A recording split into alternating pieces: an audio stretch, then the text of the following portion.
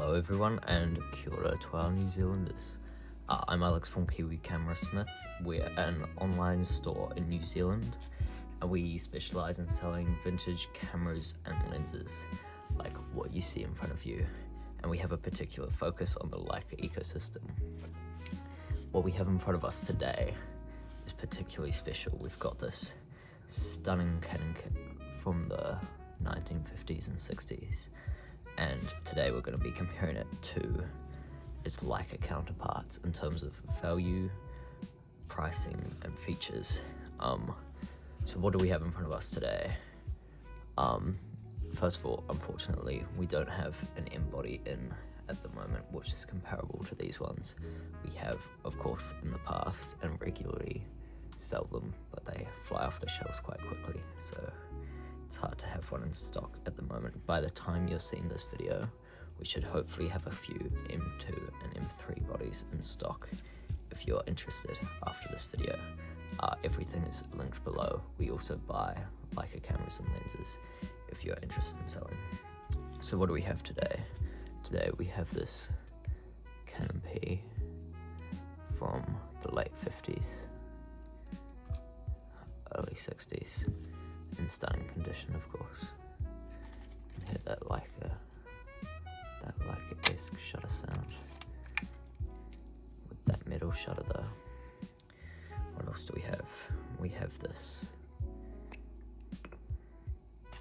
35mm f2 from Canon from about the same era, as we can see there.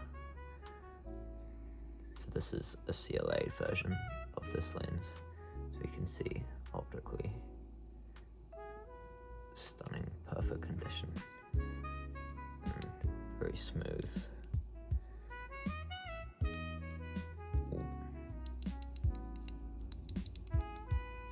Always. And to go along with it, we have our even more stunning with an original UV filter to go along with it. Again, in CLA'd condition, we've got this stunning 50mm with a sonar design f1.5 from Canon, both in Leica 3 mount. So what are we looking at for pricing for this kit? So, one other thing, we also have this beautiful functional meter from Canon to pair with this kit. So looking at this kit, what have we got? On our site, apologies for New Zealand dollars for anyone internationally, I'll try to estimate US dollars for everyone else, just because everyone seems to know that conversion rate. So we're selling these two together as a kit, so that's coming in at 1,400 New Zealand dollars or thereabouts, which is a little bit under 1,000, probably about 800 to 900 US dollars. And then this here is 585 New Zealand dollars, so that's coming in at about 350, actually probably a little bit less than that, about 340 US dollars, so very good value. So total kit cost, we're looking at about 2,000 New Zealand dollars, so roughly 1,200 US dollars in total. So if we were looking at a comparable Leica kit, as in everything originally from Leica, we'd obviously be looking at an M2 or M3, which would be coming at about the same late 50s, 60s time.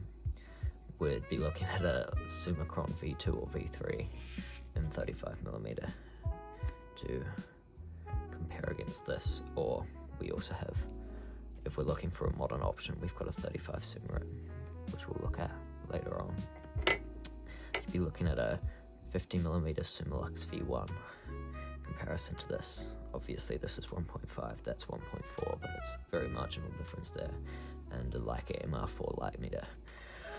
So with our previous sales, we're looking at 2,300 New Zealand dollars for an M3, so about the same for an M2 as well, which would be about 1,300 USD. For a 35mm lens, if you wanted to avoid the period correct 35mm Summicron, which would be about 8,000 to 10,000 New Zealand dollars, which we're just gonna disregard for this video, we'd be looking at about 2.5 to 3,000 New Zealand dollars for a V2 or V3 Chron. So quite a lot there. So the body alone, or one of the lenses alone, would be the same as this entire kit. And then again, for the Summilux, we'd be looking at about 3 to 5K. But just considering the stunning cosmetic and optical condition of this one with a recent CLA, we'd definitely be looking more at that 5,000 New Zealand dollar line. Finally, with the MR4 light meter, we're looking at about an additional $200 on a kit that includes that. So for all up, you'd be looking at about 7.8K at the lower end for the entirety of a Leica kit. So, what do we have in contrast with the M cameras and the Canon P? With this, I don't know if you're able to see there, we've got lever rewind, and I know lots of people have issues with their lever rewind on the Canon P. I did on my old one. This one is very smooth, as you can see in here.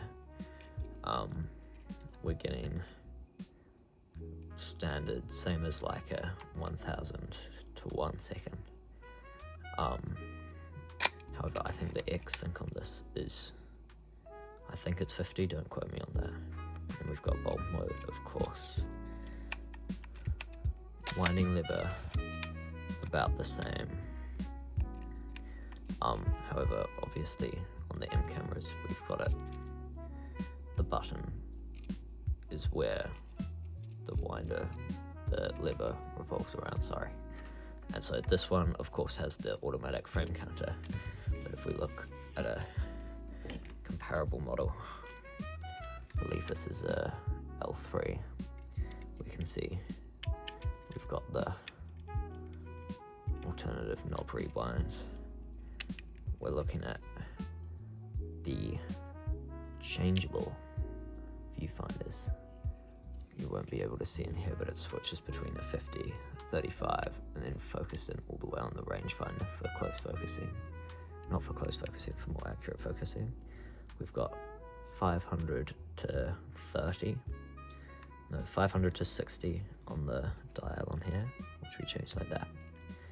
And then we've got a secondary dial here. And so this camera, I think, has a nicer mechanical feel. Of course, does not have the metal shutter curtain that many people like about the Canon P. And yeah, comes at a slightly lower price point, but has some different features. So another thing with the Canon P is we've got one viewfinder with no frame line selector, as we can see, and so nothing inside the body as well to change it. So I think in here, let me just check, we've got 35mm taking up the entirety of the 1x magnification viewfinder, which in all honesty, it's quite a lot bigger than the actual viewfinder itself. So what we're getting is, if you're framing up accurately on 35mm, you see that you have to kind of push your eye around the viewfinder rather than just looking straight out of it like you would get with a 0.72 viewfinder, which you're getting on the M2 if you're shooting 35. We then have 50 and 100 in the same viewfinder as well. Then, of course, the lenses, the rendering in comparison to the Leica, slightly less sharp. If we're looking at the vintage counterparts, that has very similar character overall. As with this is probably more comparable to the 50 Summits that we were getting from Leica in thread mount previously to this one, or probably at around the same time, to be honest. So similar sonar design, coming in at 1.5 50mm as well. So what are the main differences when we're comparing Leica and Canon is a big question. I think it's famous and it's cliche. It's you buy in the feel.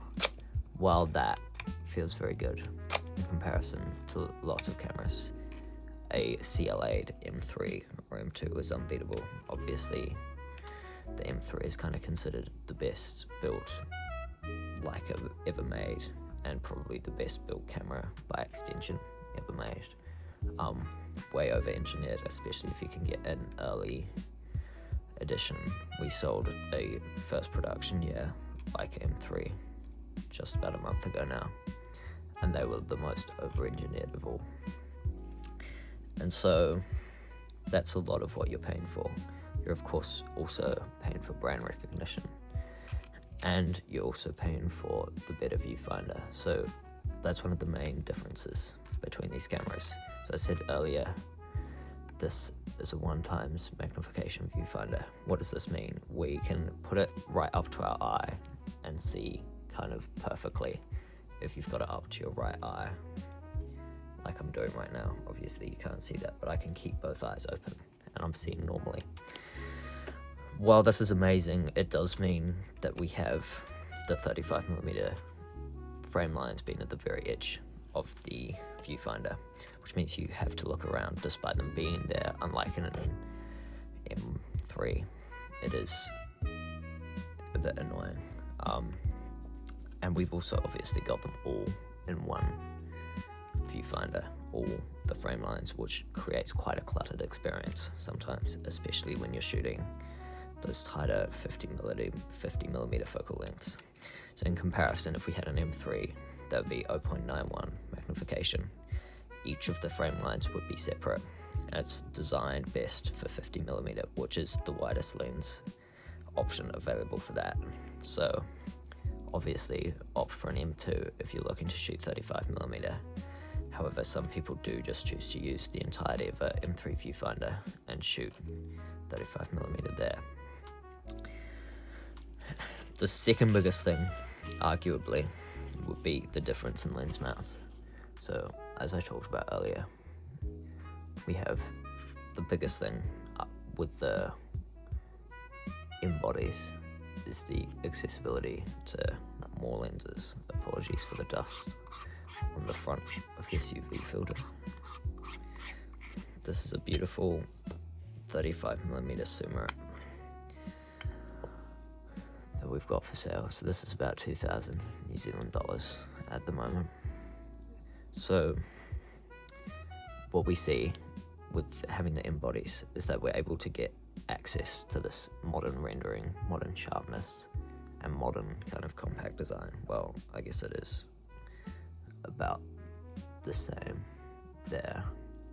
However, we're going to get much more sharpness and much more kind of correction out of this lens than we will out of any vintage Canon lens, and we're obviously able to get much more smoothness and also the ability to use whatever lens we buy on a modern Leica film or digital body, such as the new M11s, or even we had an M240 in recently, which we sold. But yeah, alternatively, a good reason to go for a Canon P is your access to more niche lenses. Now, I'm just going to wipe this one off quickly.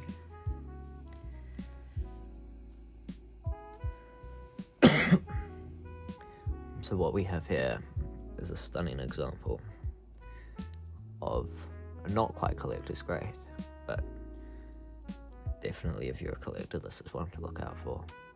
This Leica 50mm 2.8, which was made in very limited numbers, essentially by like a Japanese Leica knockoff brand. So we can see that going on this Leica thread mount here, which is a slightly more difficult lens mount to mount lenses on than the M mount. But we can see we've got compatibility with that here. This is a beautiful lens, also for sale. This is about 400 New Zealand dollars on the website at the moment. However, one benefit of the Leica M mount that we're also not getting, which is oddly common in terms of budget. So we're getting the ability to use more budget modern lenses like this. So this is a great counterpart.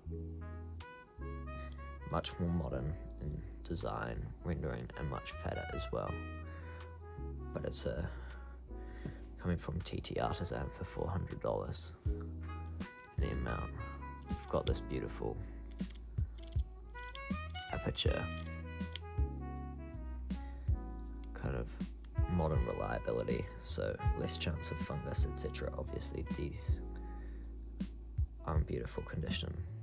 Or obviously, if we're looking slightly higher end but not quite Leica pricing, we've got this Voigtlander 28mm Ultron here. Now I'm sorry, I can see this is getting very busy on the desk here, but there are obviously lots of great options available for our M mount cameras in the modern day, which we're not able to get out of the Canon P and the Leica thread mount cameras that we have available. So overall, who are these cameras for?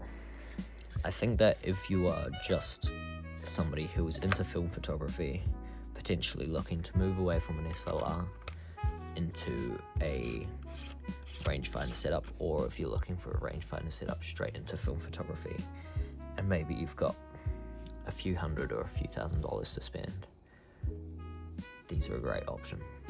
Canon P, classic, no light meter obviously, so you're really getting that film vibe. You're getting a brass camera made incredibly well by Canon in Japan, and you're getting real Japanese engineering. You're also getting these stunning lenses, especially if you're buying these copies in their cosmetic condition and their optical condition from us.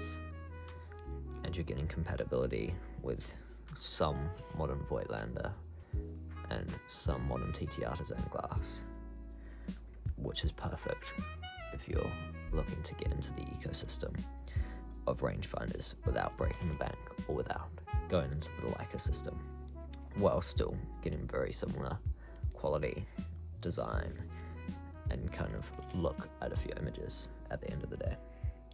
And also, if you want access to cheap, niche, interesting lenses such as this one, you're getting compatibility with that. Where do I think that the Leica is suitable? I think that moving into the Leica is suitable definitely if you've got the money knocking around, the budget. Budget's a big thing with Leica. If you've got the budget knocking around, it's definitely worth it. If you're interested in a thing well made, while you're getting out of this, it's any comparison. It's like comparing a vintage Seiko to a vintage Rolex. It's really, you're getting the best of the best with Leica. Best cameras ever made, really strong condition, really strong build quality, etc. Also, if you want access to or already have modern Leica lenses and modern rendering, or more budget lenses to build a big collection around, then the Leica is also suitable. It's also suitable if you want to have a seamless digital to film setup, which lots of people are looking for. If you're after the kind of ability to switch between your digital camera, such as the Leica M40 that I previously mentioned, or a modern M11, definitely the best choice is to go with a Leica M3, though that obviously requires quite a lot of budget, or a Leica M2. They're kind of comparable in this scenario. Otherwise, if you're just somebody who's looking to get into a larger ecosystem with more lenses, with more kind of a luxury vibe around it, more history and more kind of heritage around what they're shooting, definitely go for Leica. At the end of the day, it is higher quality stuff, though marginally, and it's always going to be around, and it's always going to be serviceable. And yeah, thank you for watching. I hope you've gotten a lot out of this video. Please like and subscribe and check out our website if you're still around. And yeah, many thanks for watching, and I'll see you guys in the next one.